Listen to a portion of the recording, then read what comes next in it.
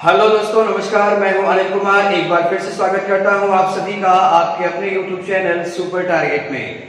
दोस्तों, math first के अंतर्गत मैं आपके लिए साझा या पार्टनरशिप का वीडियो बना रहा हूं, जिसके अंतर्गत मैंने साझा पार्ट 1 और साझा पार्ट 2 का वीडियो आपको दे दिया है। उम्मीद और आशा करता हूं कि आपने उस वीडियो को देख लिया होगा और उस पार्ट 1 और पार्ट 2 के वीडियो से आपको साझा यानी पार्टनरशिप की कुछ बेसिक जानकारियां सीखने को जरूर मिली होंगी। दोस्तों, साझा टॉपिक अभी समाप्त नहीं हुआ है। इसके अंतर्गत और भी अभी अच्छी अच्छी सवालें सीखनी बाकी है एग्जाम से रिलेटेड। दोस्तों, इसी कड़ी में आज मैं पार्टनरशिप यानी साझा का पार्ट 3 का वीडियो आपके लिए लेकर आ रहा हूं। जी हाँ दोस्तों, साझा या पार्टनरशिप का पार्ट 3 का वीडियो आज मैं बना रहा हूं आपके लिए, जिसके अंतर्गत होगा क्या कि कोई नया व्यक्ति साझा में शामिल होना चाहेगा या 2 या 3 व्यक्ति अगर साझा पहले से कर रहे हैं तो उसमें से कोई व्यक्ति साझा से बाहर निकलना चाहेगा। तो इस तरह की कैसे सवालें लगाएंगे वही आज हम आपको बताएंगे। जैसा कि मैंने आपको पिछले वीडियो में बता ही दिया था कि साझा का कोई ट्रिक या सूत्र नहीं है, इसे लगाने का एक नियम है और वो नियम फिर से मैंने बोर्ड पर लिख दिया है कि पूंजी का अनुपात बराबर लाभ का अनुपात। यानी व्यापार चाहे छोटा हो चाहे बड़ा हो, 2 साझेदार हो चाहे 3 साझेदार हो, जितना अनुपात आप पूंजी लगाएंगे यानी पूंजी का जितना हिस्सा व्यापार में लगाएंगे उतना ही हिस्सा आप लाभ कमाएंगे। यानी कि अगर राम श्याम घनश्याम है, अगर राम ने 3 हिस्सा व्यापार में लगाया है तो बदले में जो प्रॉफिट होगा उसमें उसका 3 हिस्सा ही शेयर होगा, 3 हिस्सा ही पार्टनरशिप होगा।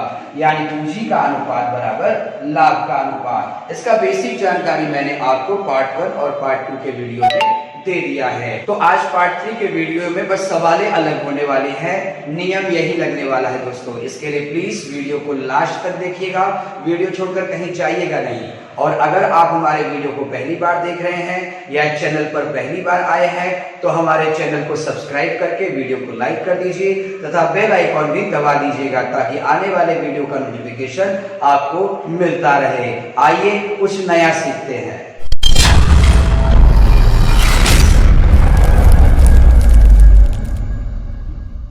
आइए, पहला सवाल स्क्रीन पर आ चुका है। प्रश्न है, ए ने 12,000 रुपए लगाकर एक दुकान चालू किया।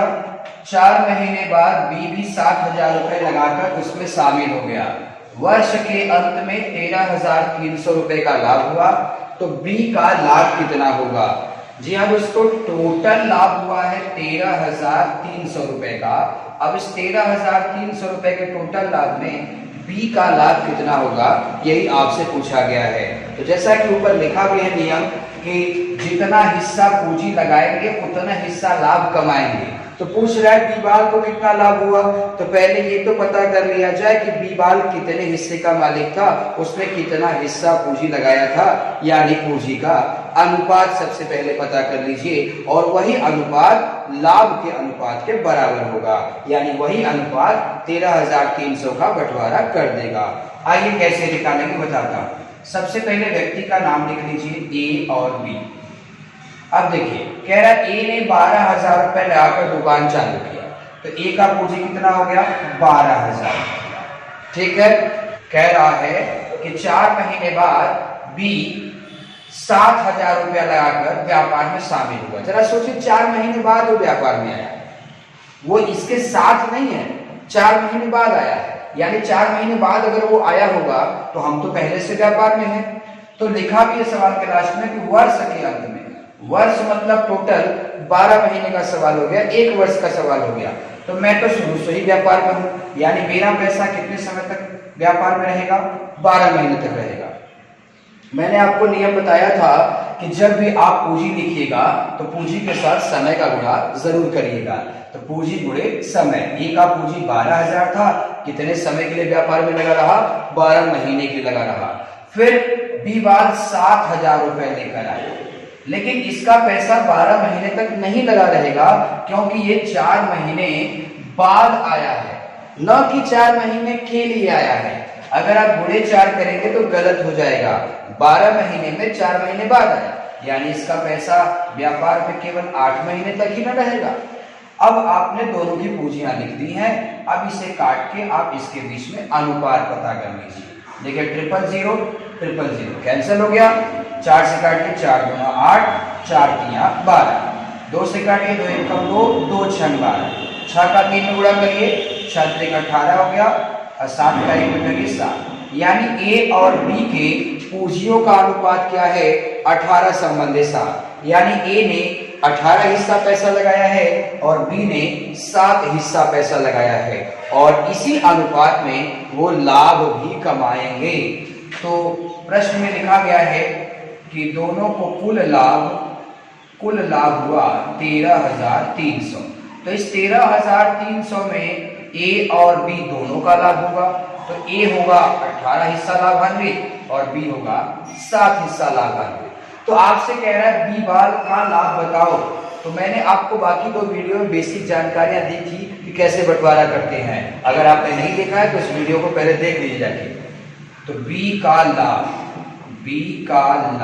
बराबर होगा टोटल इनकम, टोटल लाभ लिख लीजिए 13,300।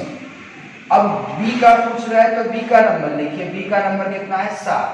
अब बटे ये टोटल लिख लीजिए 13,300 जिसका है उसका टोटल हिस्सा लिख लीजिए। तो 18 7 कितना होगा 25। अब धीरे धीरे काट दीजिए, आपका आंसर आ जाएगा।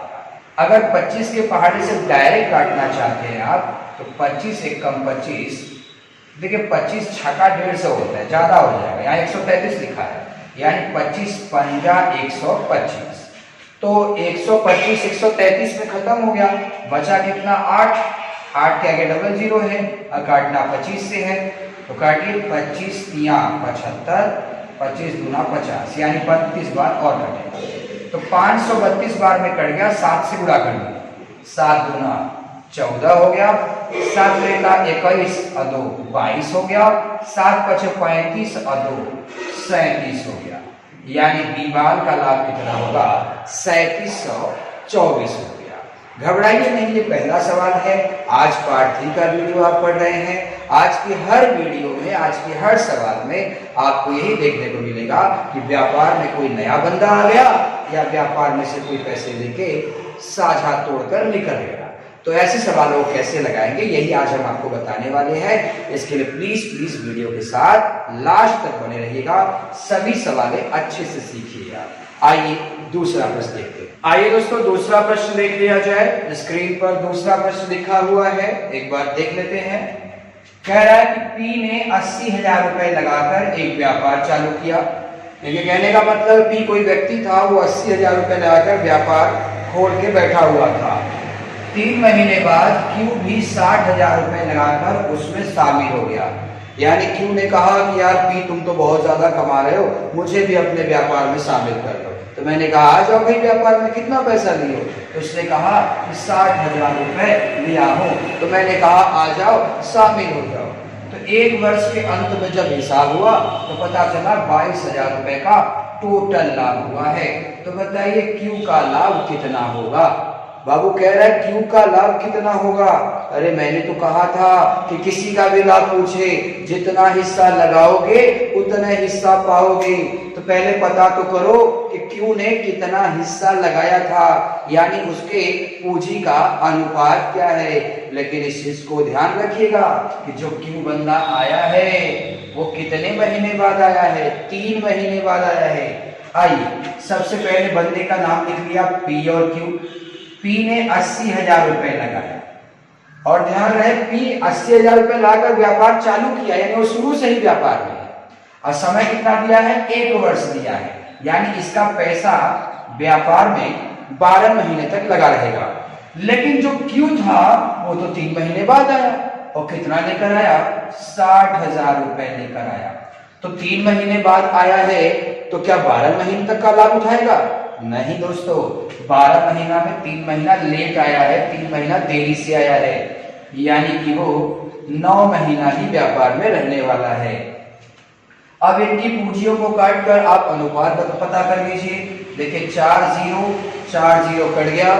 अब धीरे से काटिए, 6 एकम 6, 6 दूना 12, 8 का 2 में गुणा करिए 16, 9 का 1 में करिए 9, यानी कि पी का जो पूंजी था वो 16 हिस्सा था और 9 का क्यू का जो पूंजी था वो 9 हिस्सा व्यापार में लगा हुआ था। तो P अनुपात Q यानी उनके पूंजियों का अनुपात अगर 16 संबंधी 9 है तो जो लाभ वो लेंगे वो 16 संबंधी 9 के अनुपात में ही लेंगे, क्योंकि पूंजी का अनुपात बराबर लाभ का अनुपात। तो पूछ रहा है कि Q का लाभ कितना होगा, यानी Q ने 9 हिस्सा अगर लगाया है तो 9 हिस्सा ही लेगा फायदा। आइए, टोटल लाभ कितना है? 22,000 रुपया। आपसे पूछा है Q का लाभ बताइए, तो टोटल लाभ लिखिए पहले 22,000 रुपया। अब उसके बाद Q का पूछ रहा है तो Q का नंबर लिखिए। तो Q कितने हिस्से का मालिक है? 9 हिस्से का। अब बटे क्या लिखना है? क्या हमेशा दोनों हिस्से को जोड़ के लिखना है? नहीं दोस्तों, ये 22,000 रुपया जिसका होगा उसी का हिस्सा लिखना है। तो 22,000 रुपया टोटल लाभ है, यानी दोनों लोग का मिला के लाभ है। तो 16 हिस्सा और 9 हिस्सा 25 हिस्सा नीचे हो जाएगा। अब 25 का पहाड़ा पढ़िए और काट दीजिए। हम जानते हैं कि 25 से कम 25, 25 सौ 8 200 होता है। अभी 20 से बचा है, आप देखिए एक जीरो और ले लेंगे तो फिर 25 सौ 8 200 हो जाएगा, एक जीरो बढ़ गया। अब गुणा करिए, 9 का 0 गुणा करिए, 0 आ गया। 9 8 72 2, 7 हाथ में है आपके, 9 8 72 7 79, यानी आपका आंसर आएगा 7,920 रुपया। ऐसा नहीं कि दोस्तों कि हमेशा व्यापार में एक ही बंदा व्यापार करेगा और एक बंदा नया आ जाएगा। कभी कभी 3-3 बंदे भी हो जाते हैं कि 2 बंदे अच्छे से कमा खा रहे हैं, तीसरा बंदा फोन कर रहा है कि हाँ यार मुझे व्यापार में शामिल कर दो। तो कैसे लगाओगे? आइए तीसरे सवाल में देखते हैं। तीसरा प्रश्न स्क्रीन पर आ चुका है। प्रश्न लिखा है A तथा B ने क्रमशः 12,000 तथा 16,000 रुपए लगाकर व्यापार आरंभ किया तथा 8 महीने बाद C भी 15,000 रुपए लगाकर शामिल हो गया। जी हाँ दोस्तों, यहाँ पर भी व्यापार में कोई ना कोई शामिल हुआ है। A और B दो व्यक्ति अपनी अपनी पूंजियां लगाकर व्यापार कर रहे थे, लेकिन C ने कहा यार मेरे को भी व्यापार में शामिल कर लो।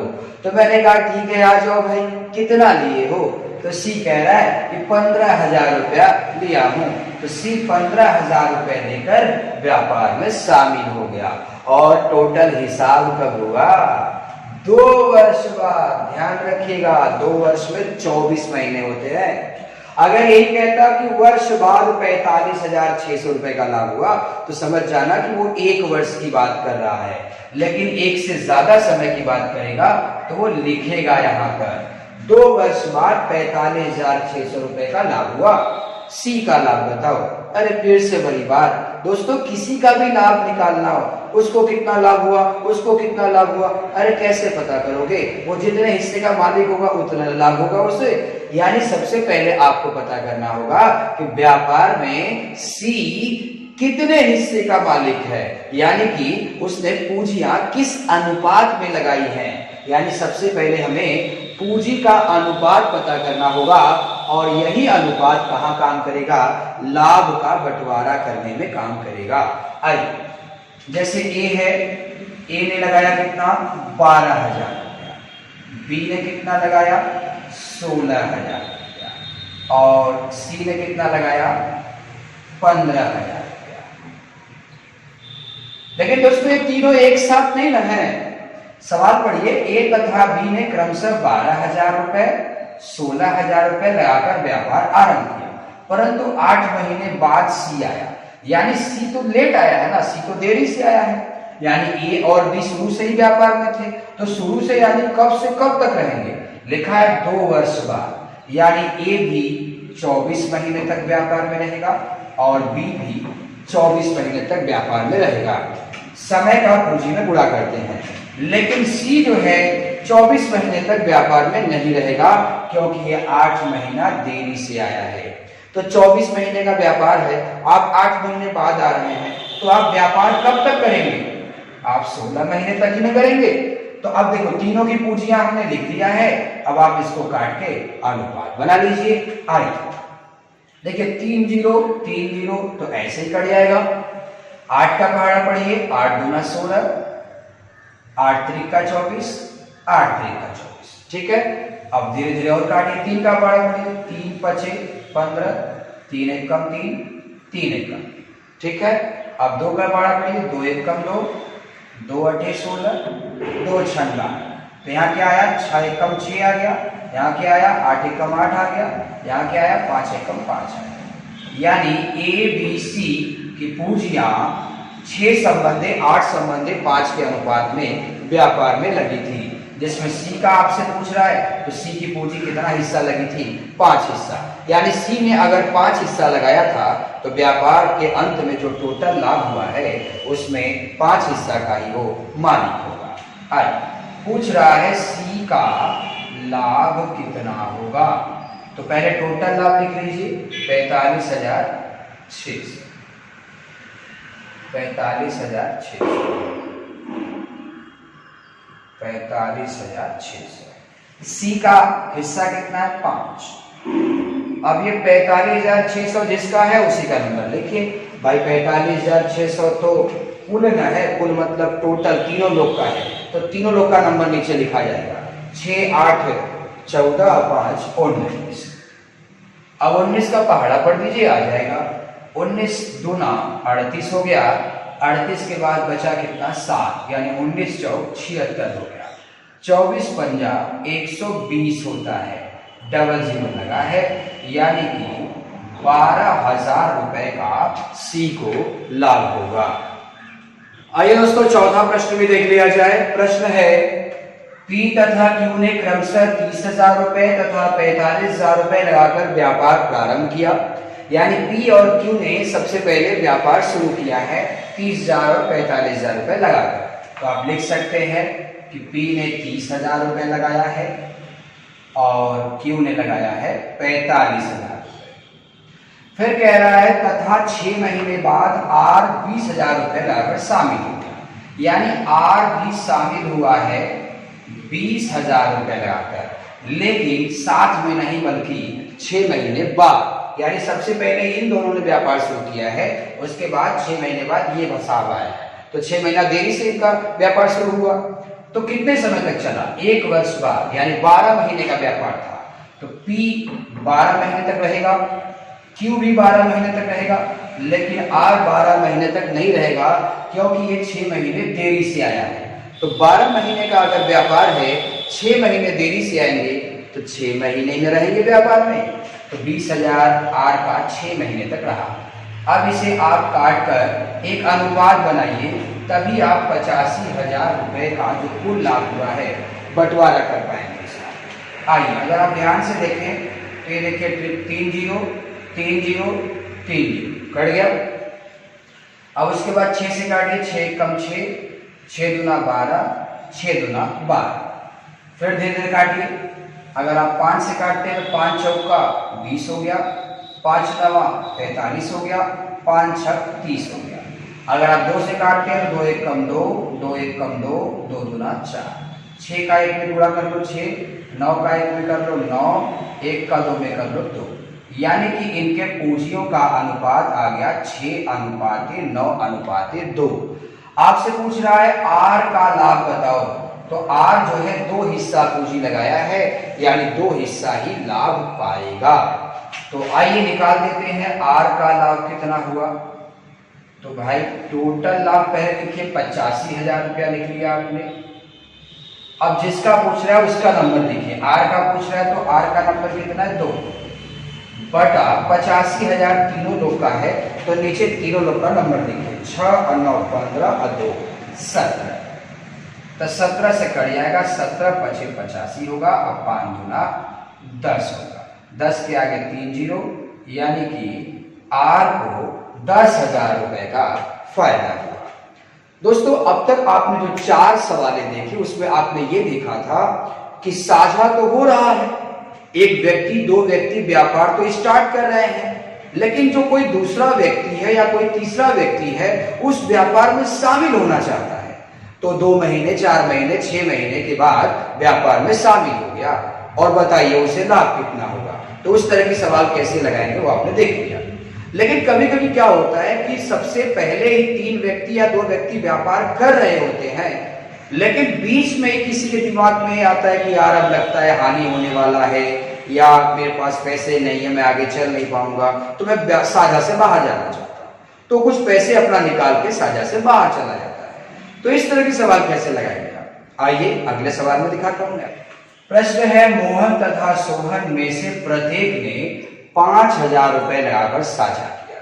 यानी कहने का मतलब यह है कि मोहन ने भी 5,000 रुपए लगाया है, सोहन ने भी 5,000 रुपए लगाया है। कैसे मुझे पता? क्योंकि लिखा है प्रत्येक, मतलब हर एक ने 5,000 रुपए लगाकर साझा किया। परंतु मतलब कुछ टेंशन हुआ यहाँ पर। क्या हुआ? परंतु 8 महीने बाद, जी हाँ दोस्तों सुनिएगा, 8 महीने बाद सोहन ने 2,000 रुपए निकाले। जी हाँ दोस्तों, सोहन जो कि 5,000 रुपए लाकर व्यापार में शामिल था, 8 महीने बाद उसने 2,000 निकाल लिए। लेकिन ध्यान दीजिएगा, 8 महीने बाद। वर्ष के अंत में, वर्ष मतलब यहाँ सवाल हो गया 12 महीने का। वर्ष के अंत में कुल 56,000 के लाभ में सोहन को कितना लाभ हुआ? देखिए चीजें वही है कि सोहन को कितना लाभ हुआ, मोहन को कितना लाभ हुआ। फिर वही बात कहूंगा कि सोहन ने जितना हिस्सा पैसा लगाया होगा उतना ही हिस्सा लाभ होगा। यानी कि पूंजी का अनुपात बराबर लाभ का अनुपात। और पूंजी का अनुपात तब पता चलेगा जब इनकी पूंजियां पता होंगी।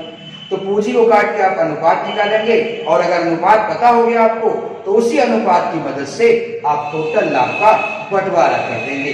आइए मैं सिखाता हूं। देखिए, मोहन तथा सोहन में से प्रत्येक ने 5,000 रुपए लेकर साझा किया। देखिए 8 महीने बाद सोहन ने निकाला पैसे, है ना, मोहन ने तो नहीं निकाला है। तो मोहन को पहले देखिए, मोहन का कैश कितना है? 5,000। ध्यान से देखिएगा, मोहन का कैश कितना है? 5,000। तो अभी सोहन की बात नहीं करते हैं। मोहन तथा सोहन में से प्रत्येक ने 5,000 लगाकर साझा किया, किंतु 8 महीने बाद सोहन गया है, मोहन नहीं गया है। तो मोहन का पैसा 12 महीने तक तो व्यापार में रहेगा ही। मोहन का पैसा गुणे समय, ठीक, ये मोहन का हिसाब। अब आइए सोहन की बात करते हैं। सोहन ने भी 5,000 रुपए लगाए थे, क्योंकि तो दोनों साथ में ही व्यापार में आए थे। तो सोहन 5,000 रुपए लगाकर व्यापार कर रहा था, लेकिन रास्ते में कुछ उसको दिक्कत आ गई, तो 8 महीने बाद उसने 2,000 निकाल लिया। भाई 5,000 उसने दिया था ना, तो 8 महीने बाद 2,000 निकाल लिए। जरा सोचिए, 8 महीने बाद निकाला है तो 8 महीने तक इसी 5,000 से व्यापार किया होगा, यानी 5,000 गुणे 8 महीना। अभी उसके पास बचे कितने? 4 महीने। लेकिन वो अगले 4 महीने उसके 5,000 से व्यापार नहीं होने वाला। क्यों दोस्तों? क्योंकि लिखा भी है कि 8 महीने के बाद उसने 2,000 रुपए निकाल लिए। तो 2,000 निकाला ना, 3,000 तो बचा होगा, बिल्कुल बचा होगा। तो क्या ये 3,000 अब 12 महीने तक चलेगा? कैसे भैया, 12 महीने का तो साझा ही हुआ था, 8 महीने बाद आपने 2,000 निकाले हैं, यानी 8 महीने तक तो खेला 5,000 से हुआ, उसके बाद बचा कितना? 3,000। आइए 3,000 कब तक चलेगा? 4 महीने तक चलेगा। ये सोहन का ही डिटेल है दोस्तों, इसको प्लस करो। आइए 5 चौवाटे कितना होगा? 40, यानी 40,000 हो गया, प्लस 3 चौका कितना होगा? 12, यानी 12,000 हो गया। तो 40,000 और 12,000 मिला कितना हुआ? 52,000। यानी सोहन की पूंजी कितना आ गया? 52। मोहन का पूंजी 12, 25, 60। दोनों का पूंजी पता चल गया है, काट के अनुपात निकाल लीजिए। देखिए 3 0 कैंसिल हो गया। 4 के पहाड़ा से काटिए, 4 15, हम 15 चौका 60 होता है, 13 चौका 52 होता है, 13 बार ये कट गया। यानी 15:13 में पैसे इन्होंने लगाए थे। एक बार इसे अच्छे से देखिएगा दोस्तों, क्योंकि इतना भी आसान नहीं। परीक्षा में थोड़ा सा भी इधर उधर हुआ तो आंसर कहां से कहां चला जाएगा आपका। तो मोहन ने 15 हिस्सा लगाया है, सोहन ने 13 हिस्सा लगाया है। सवाल पूछ रहा है सोहन को कितना लाभ हुआ। आइए सोहन का लाभ, तो सबसे पहले टोटल लाभ लिखिए। टोटल लाभ कितना है? 56। अब जिसका पूछ रहा है उसका नंबर लिखो, सोहन का पूछ रहा है तो सोहन का हिस्सा कितना है? 13 बटे टोटल कर दीजिए, क्योंकि 56,000 दोनों का है। तो 15 और 13 कितना होगा? 28। 28 दूना 56 होता है, 13 दूना 26 होता है। 26 के आगे 3 0 लगाए,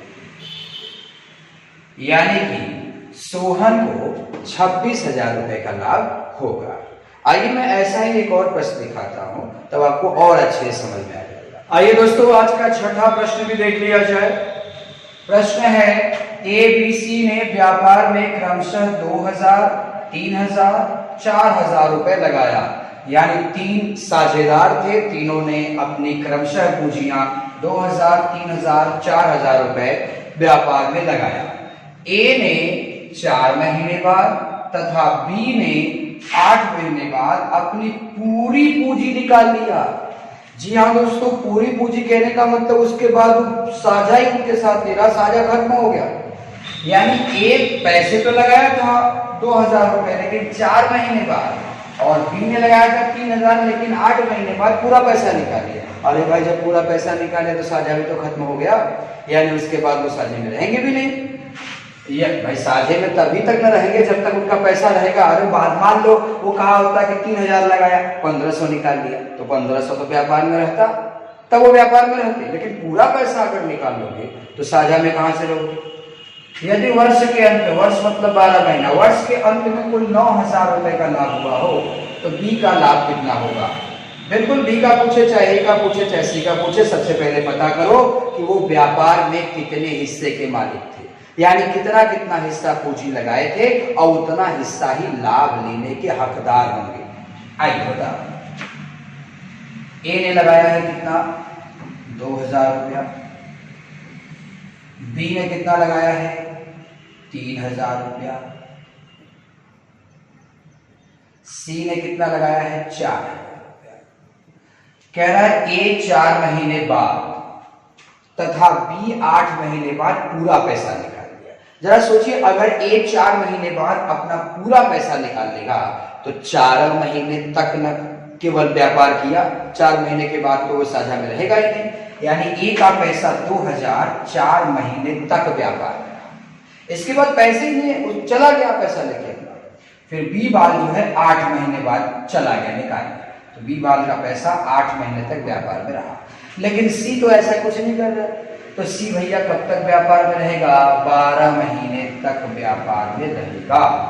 अब इसे आप काट के इन तीनों के बीच का अनुपात पता करें। आप देख सकते हैं 3 0 3 0 3 0 कट गया।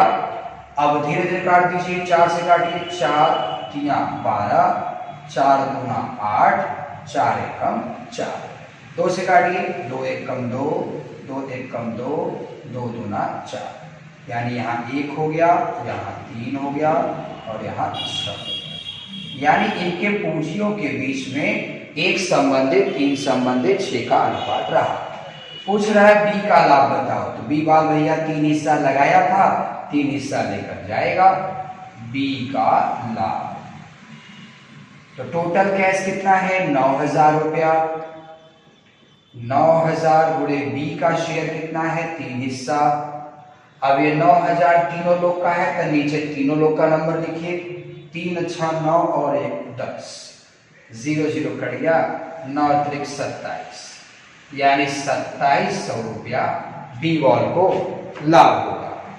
दोस्तों, कभी कभी साझा के ऐसे ही प्रश्नों में होता क्या है कि कम से कम 3 व्यक्ति, जी हाँ ध्यान सुनिएगा, कम से कम 3 व्यक्ति साझा तो करते हैं, लेकिन उसमें से कोई एक व्यक्ति या 2 व्यक्ति या 3 का तीनों व्यक्ति कुछ पूंजी निकाल लेते हैं, तो कभी कभी कुछ पूंजी लगा भी लेते हैं। यानी एक ही प्रश्न में व्यापार में पैसे लगाए भी जाएंगे और उसी प्रश्न में व्यापार में से कुछ पैसे निकाल भी लिए जाएंगे। तो ऐसे प्रश्न कैसे लगाएंगे आप? घबराइए मत, पूरा फंडा इसी पर है कि जितना हिस्सा लगाएंगे उतना हिस्सा लाभ पाएंगे, लेकिन वो हिस्सा आपको ही पता करना होगा। आइए मैं अगले प्रश्न के माध्यम से आपको समझाता हूं। आइए दोस्तों, आज का अंतिम प्रश्न देख लिया जाए। प्रश्न है, राम और श्याम क्रमशः 60,000 तथा 80,000 रुपए लगाकर व्यापार शुरू किए, परंतु 6 महीने बाद राम ने 40,000 और निवेश कर दिए। निवेश करना मतलब लगाना होता है।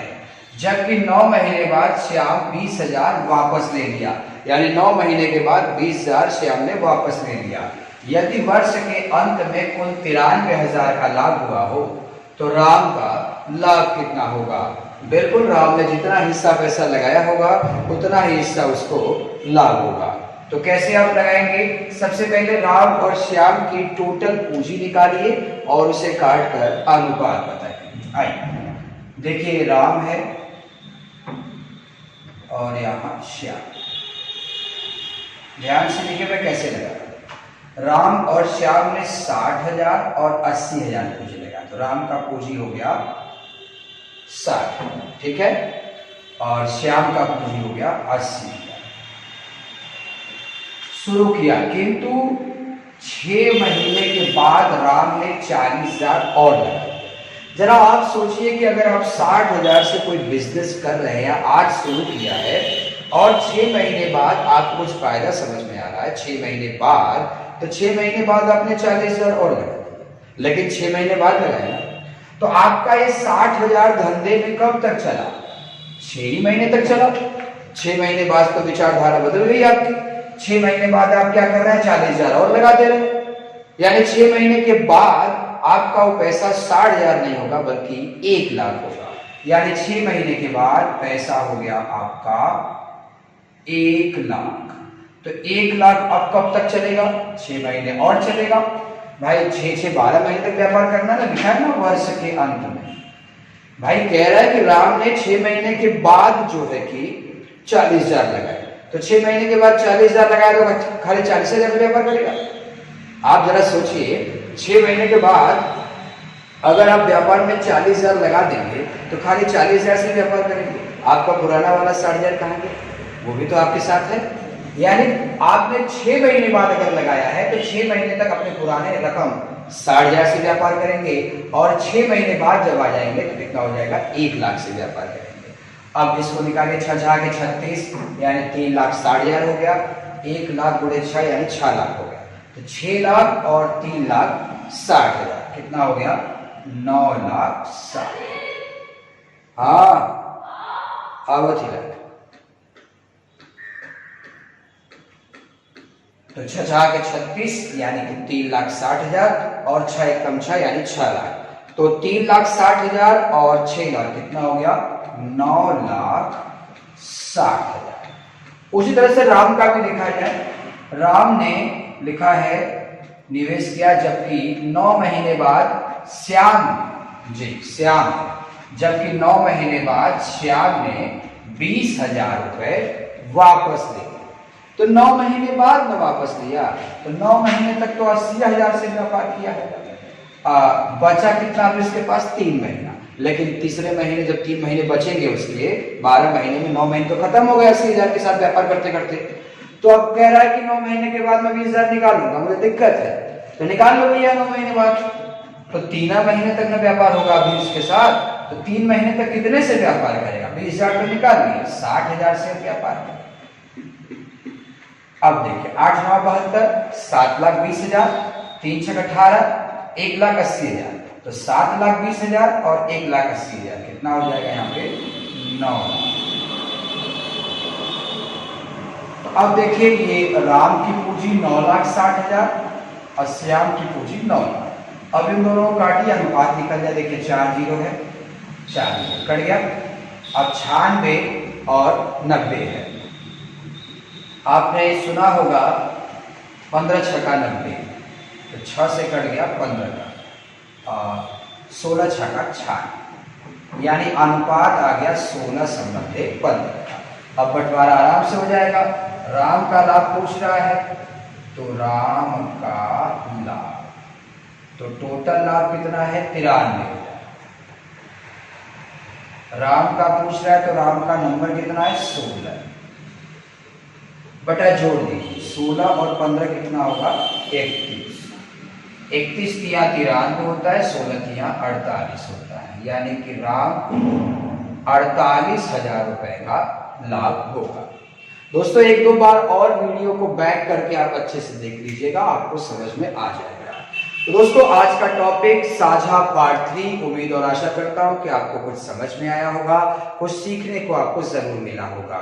दोस्तों अगर आपको हमारे वीडियो से लाभ होता है, अगर आपको हमारा वीडियो अच्छा लगता है तो हमारे वीडियो को लाइक कर दीजिए, चैनल को सब्सक्राइब भी कर दीजिए और अपने दूर दूर तक के दोस्तों में हमारे वीडियो को शेयर भी कर दीजिए। मुलाकात कल फिर होगी साझा के पार्ट 4 के वीडियो के साथ। तब तक के लिए नमस्कार।